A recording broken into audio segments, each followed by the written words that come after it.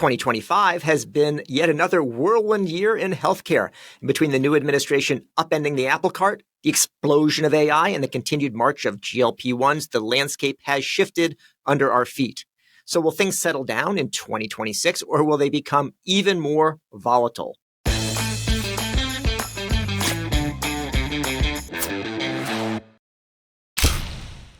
Welcome to CareTalk, America's home for incisive debate about healthcare, business, and policy. I'm David Williams, president of Health Business Group. And I'm John Driscoll, the chairman of UConn Health. So, John, we're reaching the end of yet another year of CareTalk. And I have to say, with the whirlwind and all, it's been as rewarding as ever.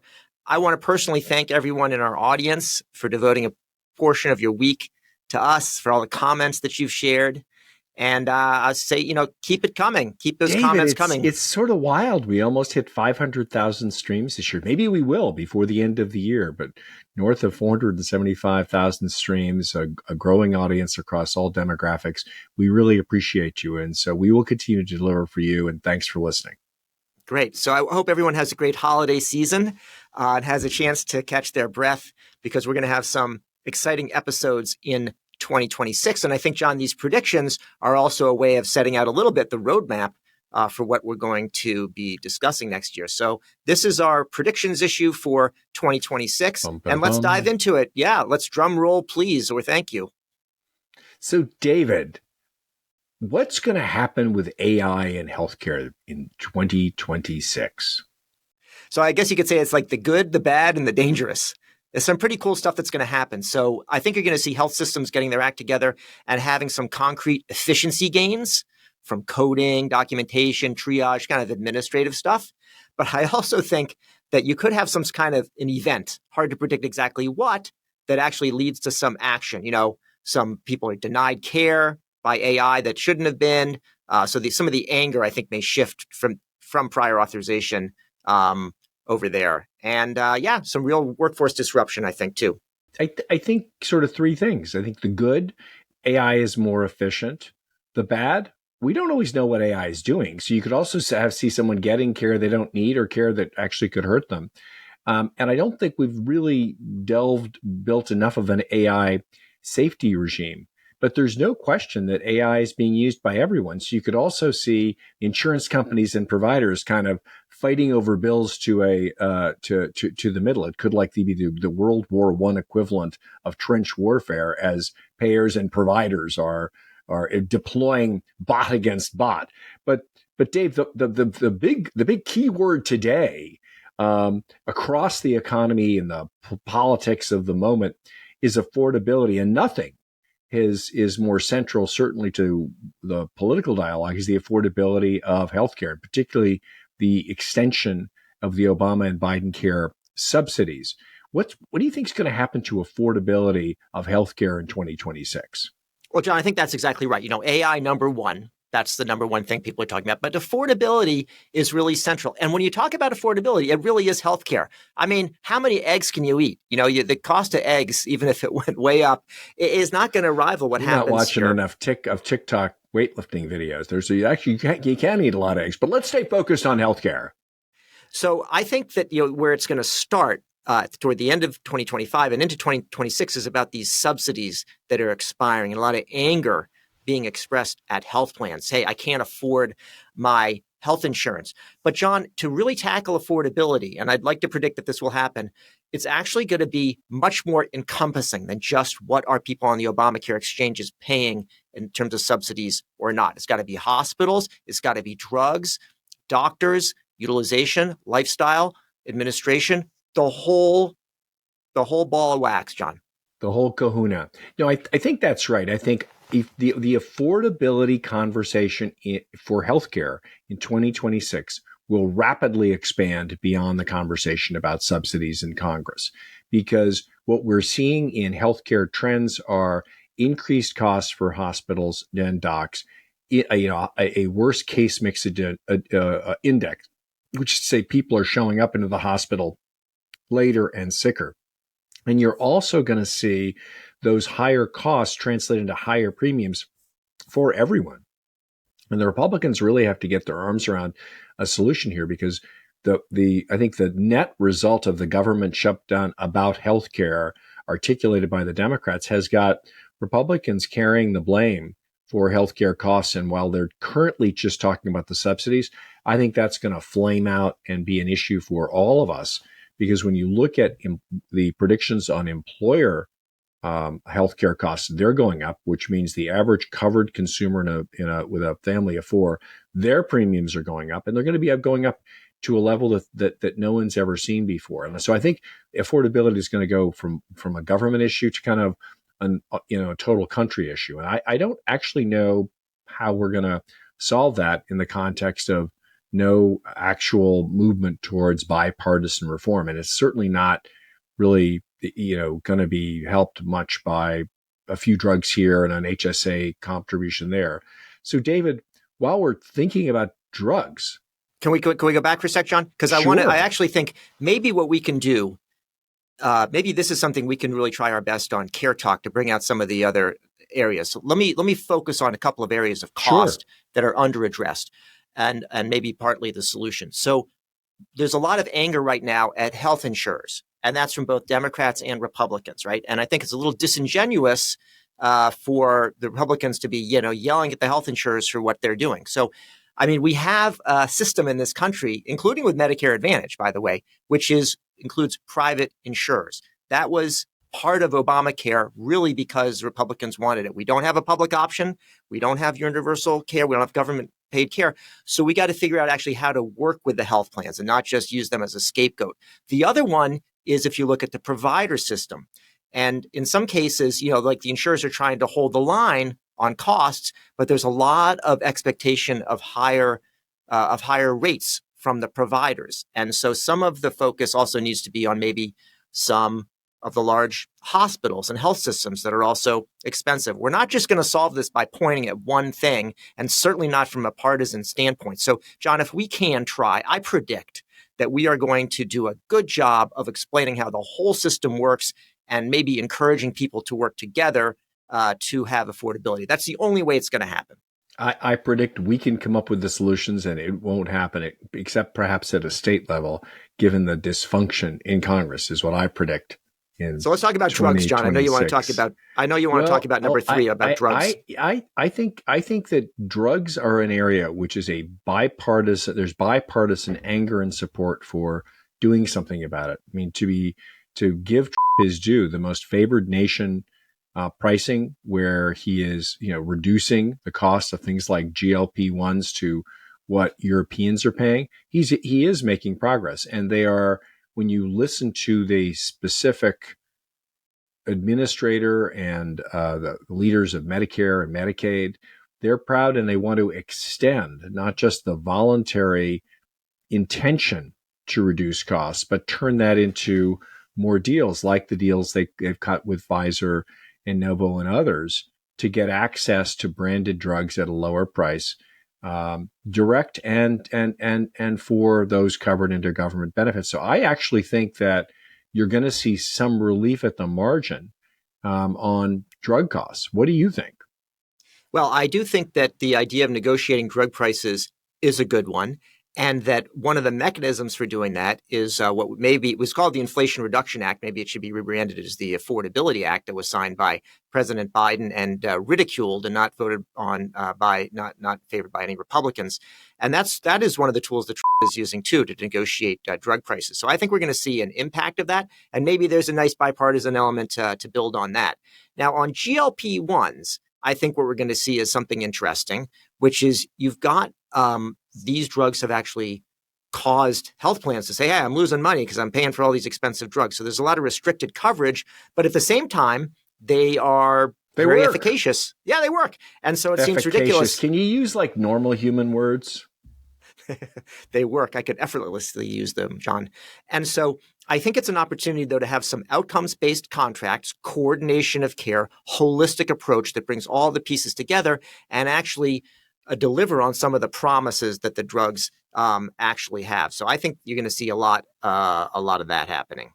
It's going to be really interesting to see what happens in the drug channel to the PBM legislation. There has been a lot of bipartisan movement to somehow restrict or re-regulate in a meaningful way the pharmacy benefit managers. I don't know whether that's going to happen in 2026, but if you're looking to blame groups, the Yeah. groups that are more likely to attract blame are the ones with the worst public profile. Now to be insurance companies and PBMs. PBMs have historically done a really nice job at bringing down cost trend in many, many areas, but just the black box way in which they've operated, draws a lot of concern. And obviously they've been the target of large pharma. And the other thing I think that's going to be interesting, and I think will expand in 2026, is a direct relationship between large pharmaceutical companies and consumers. You're seeing that with the GLP-1s. I suspect that more and more of pharma's desire to go direct to consumers will continue and expand. And logically, that should disintermediate and lower the cost of getting access to drugs for folks who need them.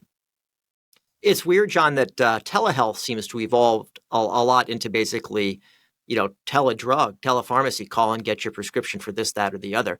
I'm not sure that's something that we foresaw, and I don't know whether it is foresaw too big of a word, John, that we saw in the past and pointed out. And I don't know. Use that. I don't know whether I should forswear my use of big words, but it's weird how the telehealth has evolved in that direction. Do you see some sort of a change in that and becoming broader and less drug focused? I predict you're going to see more telepharmacy and telehealth. I mean, Dave, the telehealth solved a critical moment in time of no access, but it also showed that convenience and access really matter. And then, of course, there's naturally reversion back to the system post the COVID crisis. But the reality is people still need convenient access to care, and you can have a direct relationship. And absent, I mean, there are obviously some abuses around pill mills on the internet, and people are pushing ADD drugs or other kinds of drugs, and you're still seeing that a lot through social media. But the country built a muscle on how to connect directly to consumers who needed access. And I actually think the rural transformation grants, a lot of the which is the federal government's attempt. We should probably do an episode on that to wire the rural areas. I mean, it's going to be $50 billion invested in rural areas. A lot of that is going to be spent towards wiring and connecting. You've got to use the rails that already exist, and telehealth is one of the most important ones. So I'd watch that, and I would expect it to expand. The biggest problem still with drugs is access and pricing, and telepharmacy obviously solves the access problem. David, speaking of access problems, access to healthcare jobs, what do you predict is going to happen in immigration in 2026? I mean, historically, before the "don't send us your huddled masses" approach of the current administration, immigration was one of the greatest sources of bringing in medical talent, doctors, nurses, allied health professionals, to alleviate the fact that we're not producing as many doctors as nurses as we need.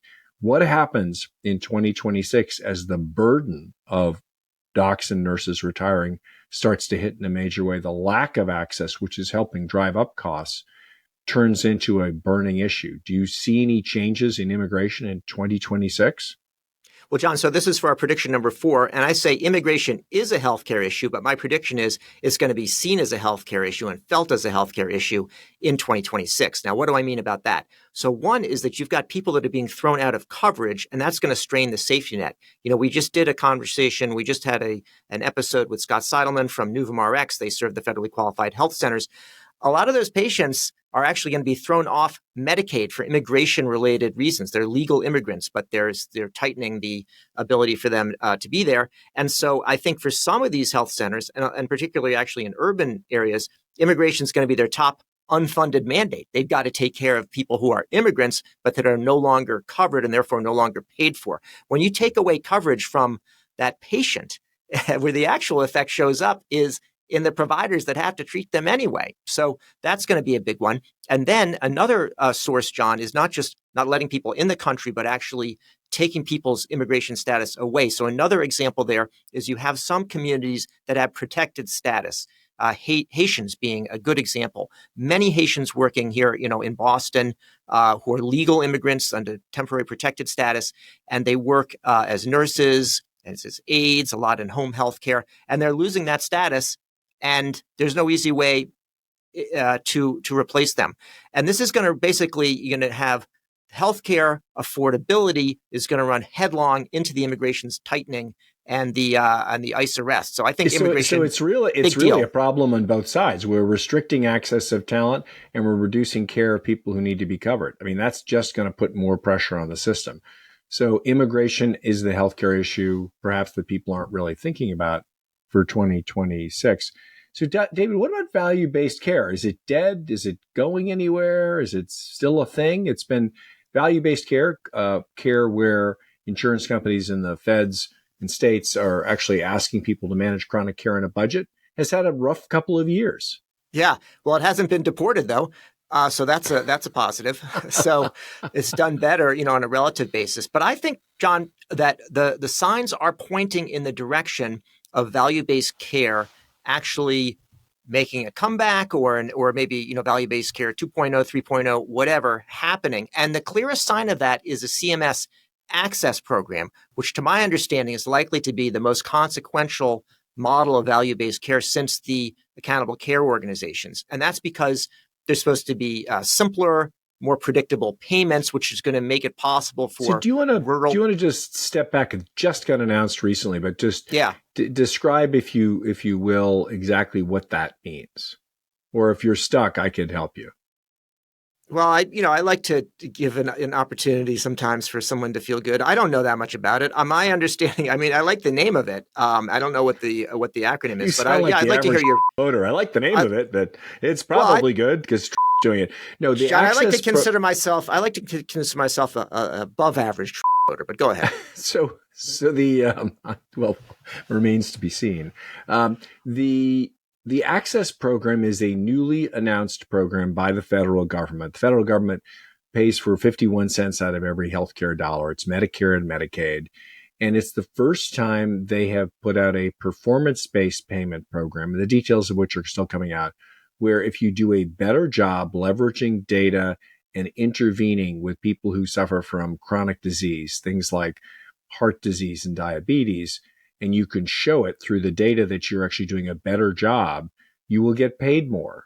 And so what the federal government and this administration, I think, is really investing in the best of managed care, where they wouldn't call it that way, value-based care, to create value by actually making sure that docs, nurses, and allied professionals intervene with folks who've got long-term chronic or sometimes polychronic disease in a way that changes the arc of their illness, so they don't stay sick and get sicker, but based on metrics actually are doing better than the average or better than than would be expected.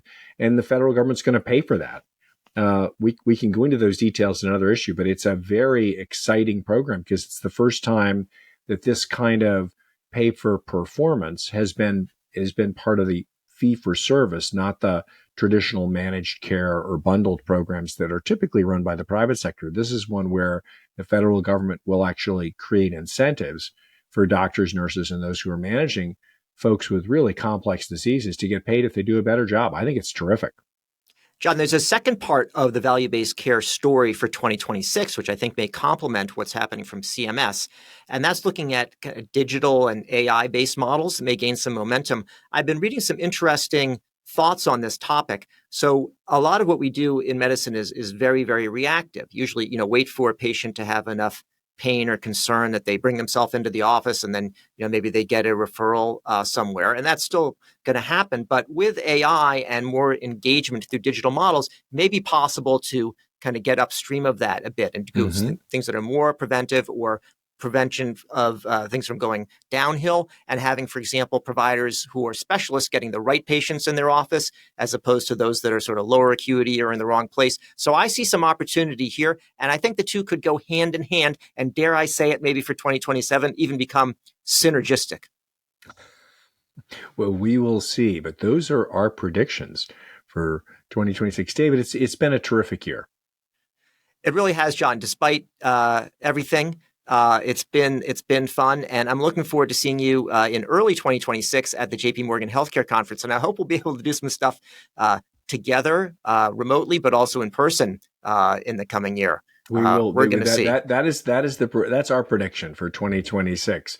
And again, we thank our audience, and we look forward to any comments and thoughts on our predictions as we navigate another really interesting year in 2026. Happy holidays, everybody. Happy holidays. I'm David Williams, Health Business Group President. And I'm John Driscoll, the chairman of UConn Health. If you liked what you heard or you didn't, we'd love you to subscribe on your favorite service.